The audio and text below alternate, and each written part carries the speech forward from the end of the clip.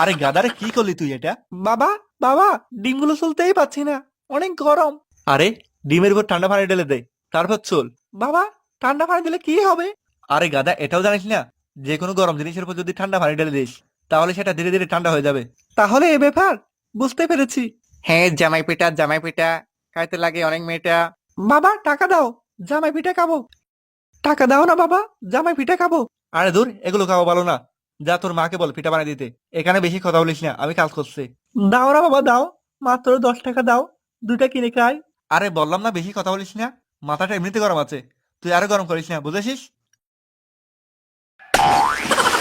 আরে গাদারে কি করলি তুই এটা? আজকে তোর একদিন আমার একদিন। দাঁড়া দাঁড়া। এ, এ, এ, আহ, উ, মরে গেলাম রে। বাবা লাগছে, বাবা। আরে কি করলি তুই এটা? কি করলি? অফিসে দরকারি কাগজপত্র সব নষ্ট করে দিলি।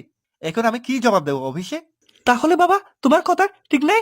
কে বলছে আমার কথা ঠিক নেই? আমার কি কথা ঠিক নেই বল, কি কথা ঠিক নেই? তুমি না বলেছিলে কোনো গরম জিনিসের মধ্যে যদি ঠান্ডা পানি ঢেলে দিই সেটা ধীরে ধীরে ঠান্ডা হয়ে যায়? তুমি বলছো তোমার মাথা গরম হয়ে গেছে, তাই আমি তোমার মাথায় ঠান্ডা পানি দিলাম, কিন্তু তোমার মাথা ঠান্ডা হওয়ার বদলে আরো গরম হয়ে গেল। হায় রে কপাল আমার, এই গাধাটাকে নিয়ে আমি কি করি?